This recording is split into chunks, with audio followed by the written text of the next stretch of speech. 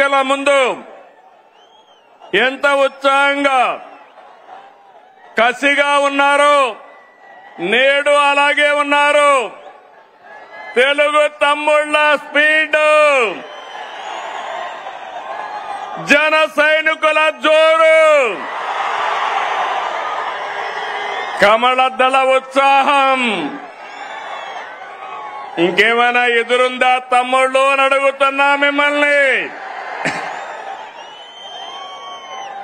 ఈ సభ రాజకీయాల కోసరం కాదు, ఓట్ల కోసరం కాదు, ఎన్నికలు కూడా లేవు.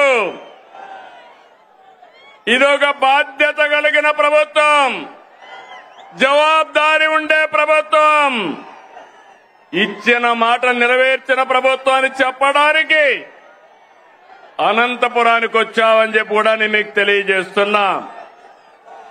సూపర్ 6 హామీని సూపర్ హిట్ చేశామని చెప్పేందుకు వచ్చాం. మీ ఆశీర్వాదం, మీ భాగస్వామ్యం కోసం ఇక్కడికి వచ్చామని నేను మీకు తెలియజేస్తున్నా. ఇప్పుడే కేశవ్ గారు చెప్పారు, బాధ్యత అంటే నేపాల్లో ఆందోళన జరుగుతున్నాయి. అక్కడ ఆందోళన జరిగితే 200 మంది తెలుగు వాళ్ళు అక్కడ చిక్కుకుపోయారు. ఆ సమయంలో ఎవరైతే హెచ్ఆర్ మినిస్టర్ ఉన్నాడో లోకేష్ గారిని రియల్ టైం గవర్నెన్స్ లో ఉండి మానిటర్ చేయమని ఆదేశాలు ఇచ్చాను. ఇది జవాబుదారీతనం అవునా కాదా అని మిమ్మల్ని అడుగుతున్నా. సంక్షేమం అంటే ఓట్ల రాజకీయం కాదు. సంక్షేమం అంటే తాత్కాలిక అవసరాల్ని తీర్చడం కూడా కాదు.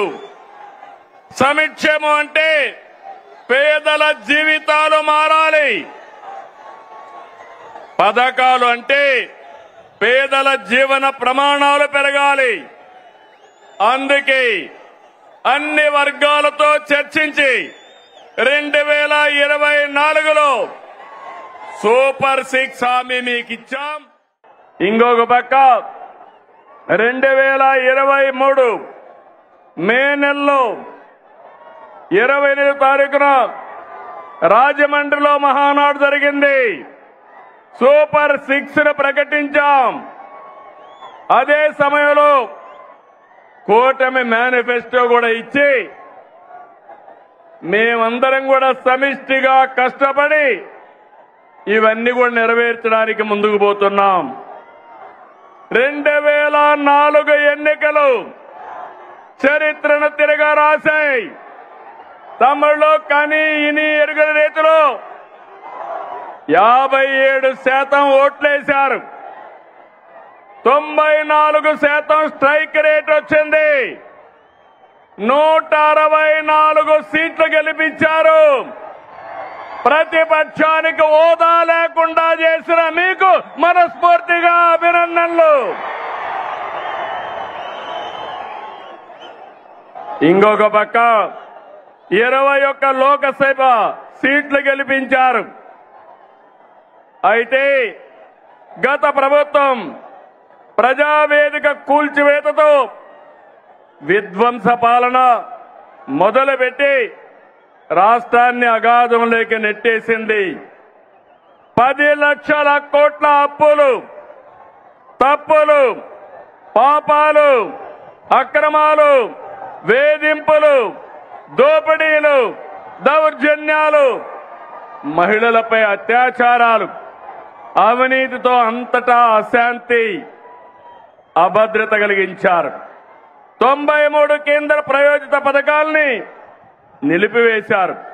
నిరుద్యోగం, గంజాయి, డ్రగ్గులు తెచ్చిపెట్టారు. 15 నెలలుగా అనేక సవాళ్లను అధిగమించాం. ఒక్కొక్క అడుగు ముందుకేస్తూ పరిపాలన ఘాట్ను పెట్టే ప్రయత్నం చేస్తున్నాం. నిర్వీర్యమైన వ్యవస్థల సరిదిద్ది మాట ప్రకారం అన్ని పథకాలు మారుస్తున్నాం. అందులో భాగంగానే పేద మధ్యతరగతి ప్రజల జీవితాలు మార్చి సూపర్ 6 అమలు చేశాం. అందరి సహకారంతో సూపర్ 6 పథకాల్ని సూపర్ హిట్ చేసి మాట నిలబెట్టుకున్నామని మరొకసారి విజ్ఞప్తి చేస్తున్నాను.